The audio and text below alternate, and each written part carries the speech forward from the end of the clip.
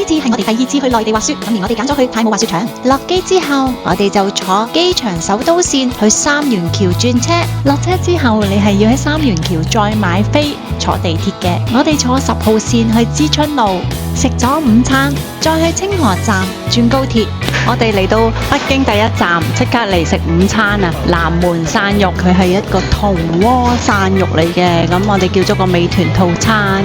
咁呢一間嘅裝修呢，都係比較雅致啲嘅。呢個係羊肉嚟嘅，佢葱花羊肉咁樣。呢個呢就琵琶肉，佢擺咗上琵琶就當琵琶肉。呢邊呢個呢牛肉嚟嘅，咁啊另外有啲菜，有啲丸啦。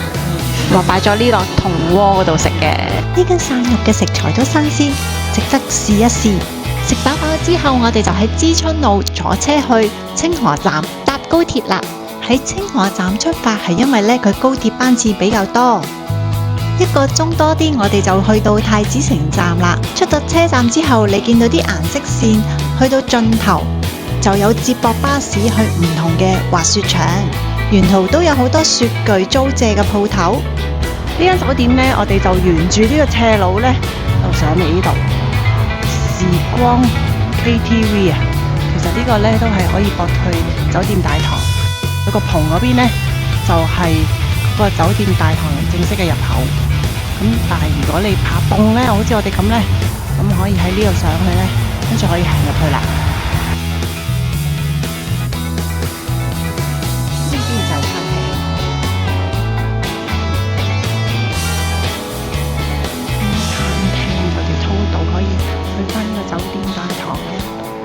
就係酒店大堂啦，呢個位呢，就係 check in 嘅，呢一邊呢，就係特別上去房間嗰度。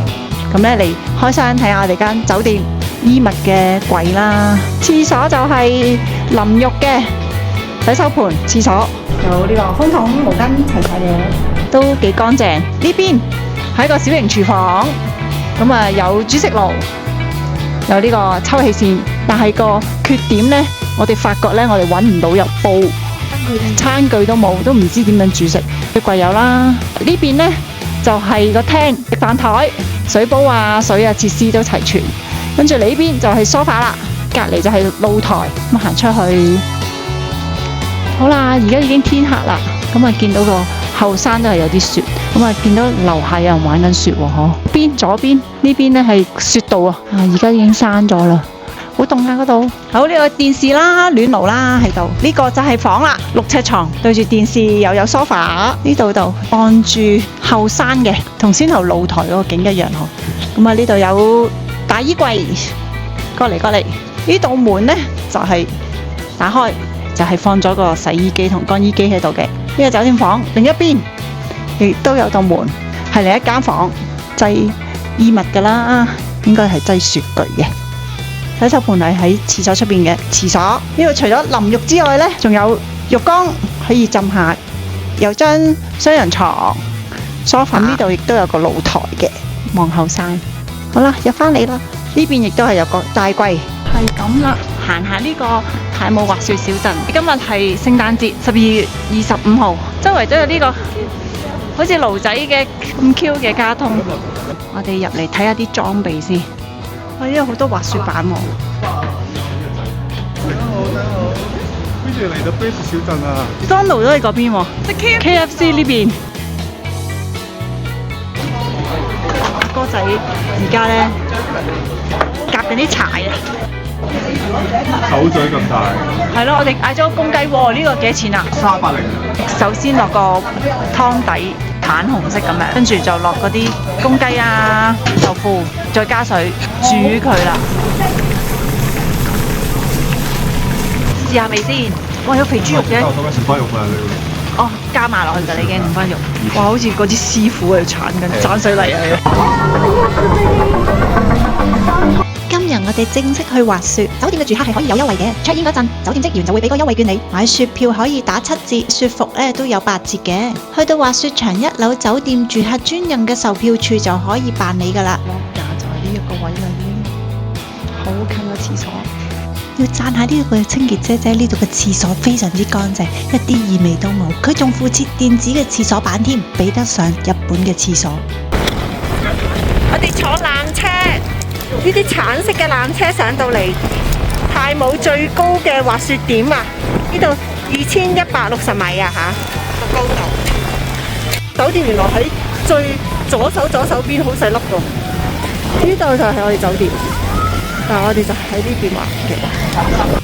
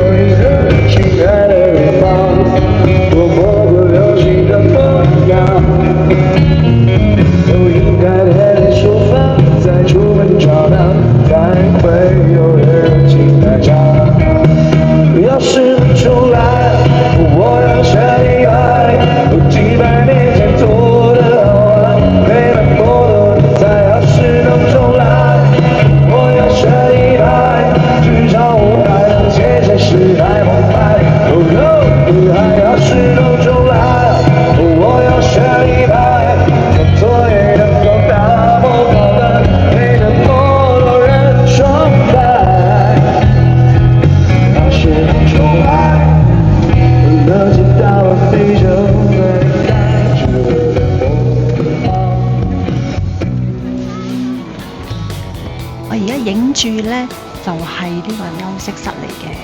如果你係訂酒店喺度，佢會包埋呢個 VIP 飛。咁呢個望翻出去呢，其實係4號嗰個纜車站嚟嘅。呢度有個茶水吧，有呢個檸檬水同埋薑茶可以飲嘅。側邊有個消毒櫃，就擺咗啲杯。呢邊係自助咖啡吧，咁啊可以自費飲咖啡或者飲佢其他嘅飲品。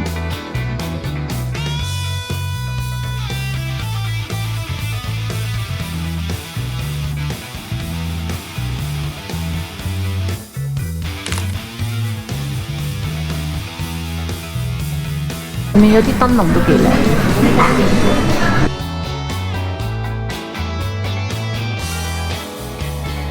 今日滑完雪嚟食火鍋，呢個叫平姐火鍋嘅餐廳，由開門滑到閂門。由開門滑到閂門，我哋5點幾都滑緊，到3點。我哋今日晏晝咧已經冇食㗎啦。呢啲係羊喎，似乎係咪？呢個咧就係嫩牛肉。但係佢呢個係有蛋，究竟係咪撈埋啲蛋？係啊，先接落去。係呢個平。呢個香葱二黃包住咗，包住咗嗰個牛肉嘅喎。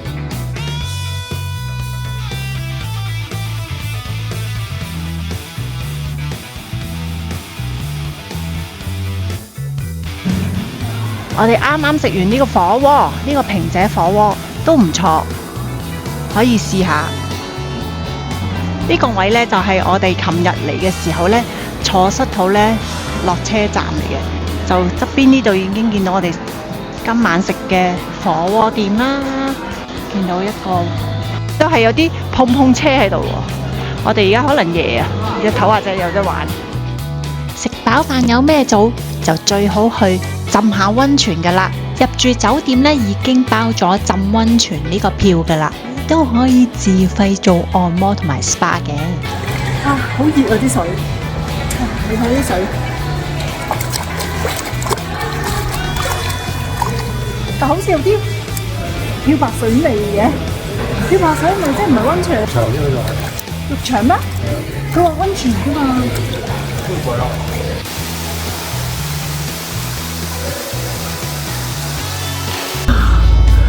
我哋而家出邊氣溫好似係-13度，喺室內嘅溫泉咧冇辦法，好熱嘅水，但係到嚟呢啲戶外咧就唔得啦，即刻要捐入嚟啊！哇，個人都暖晒，但係牙膠咧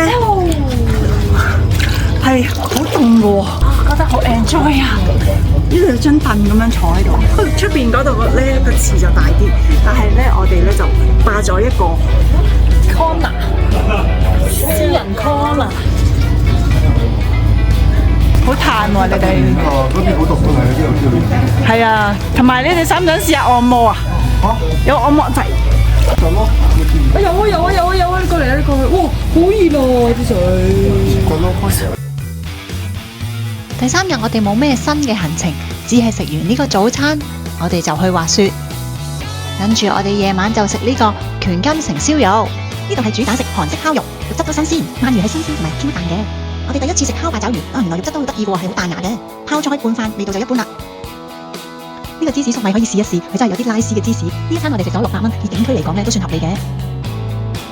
第4日我哋就去咗太子城遺址，距離太子城高鐵站步行20分鐘嘅距離。呢度係金代皇家行宮嘅遺址，被確認為係金章宗時期嘅太和宮。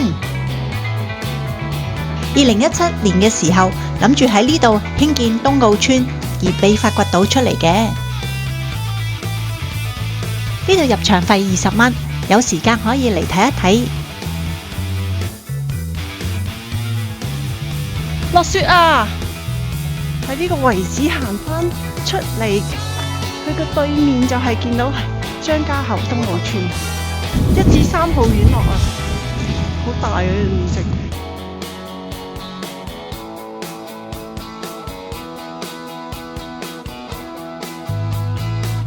望翻呢度咧，就係太子城遺址，張家口東澳村。呢一刻差唔多12點啊，都幾大雪啊！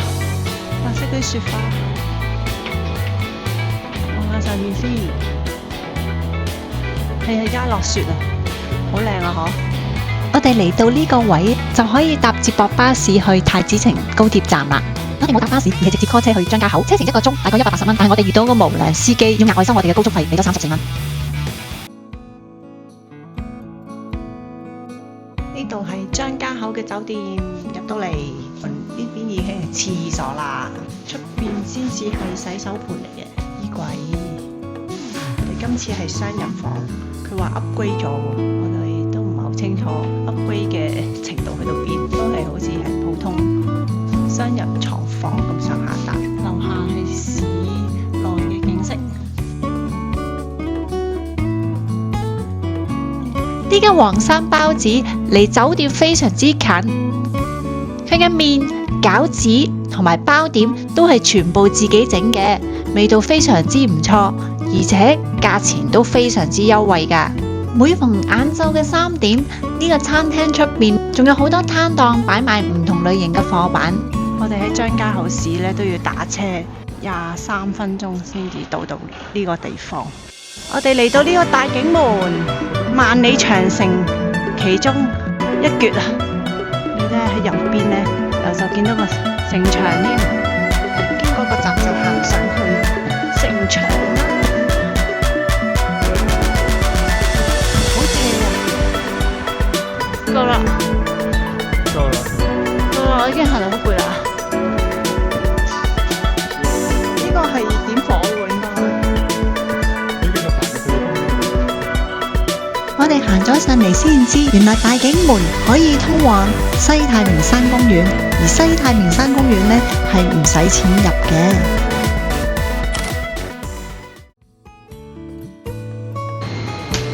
要擺隻鴨入去個烤爐嗰度燒啦！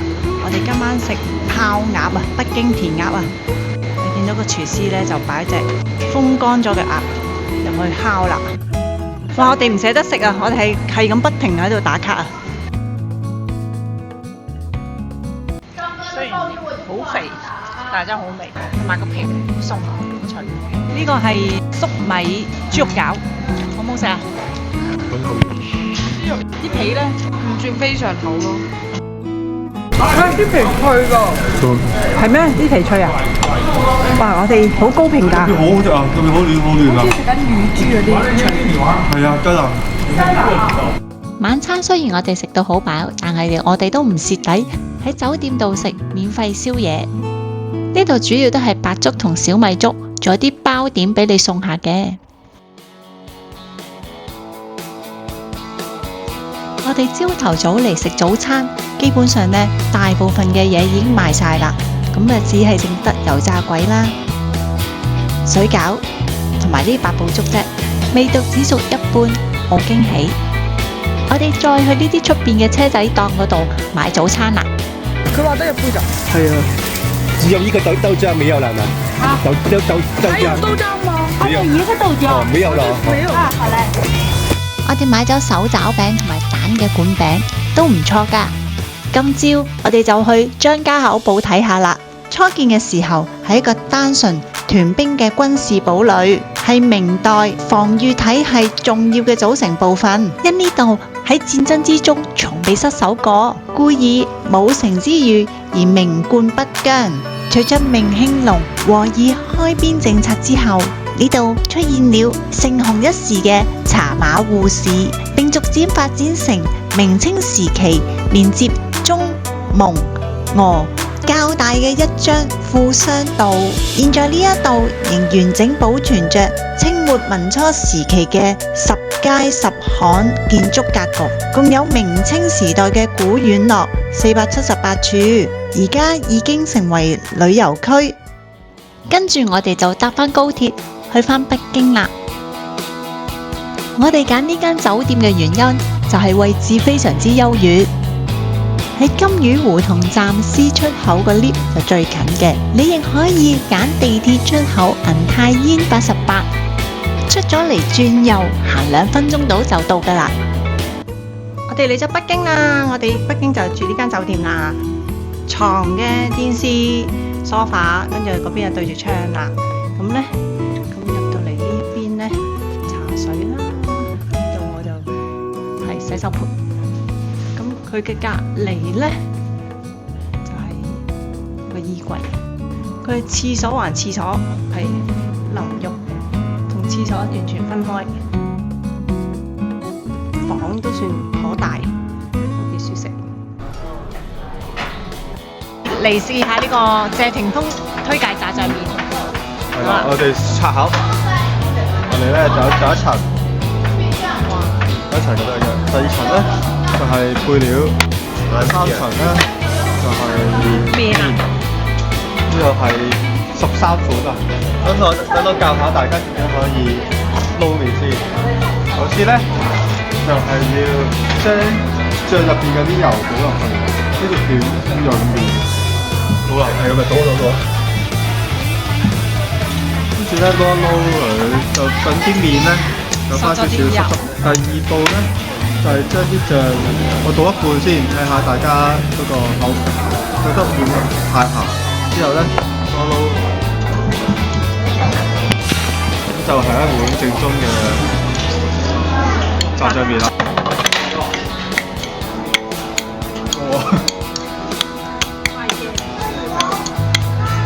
大太嘅一米之年啊，連續6年啊嘛。佢呢碗麵啲顏色咁靚，影相打卡係一流，但係食呢就普通咗啲啦。我哋去咗呢間裕蓮茶樓，試下佢嘅甜品。佢係北京人氣榜嘅第一名，黑芝麻雪糕啊，真係啖啖都係芝麻味，好好食。蕎麥芝士冰淇淋，哇，個口感非常之突出啊！佢上邊嘅蕎麥呢係鹹鹹地，配上芝士，而係一種鹹味嘅雪糕。食完雪糕，我哋仲未夠喉啊！嚟呢間紫光園買酸奶，紫光園嘅酸奶口感細膩，甜度又非常適中，唔會太甜，40蚊有6杯，值得食啊！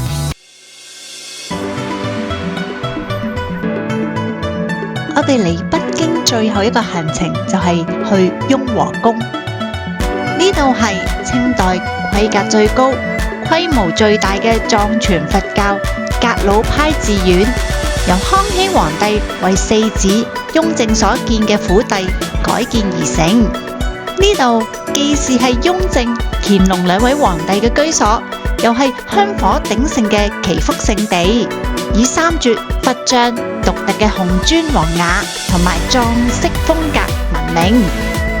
跟住我哋就去咗北京機場，返香港啦。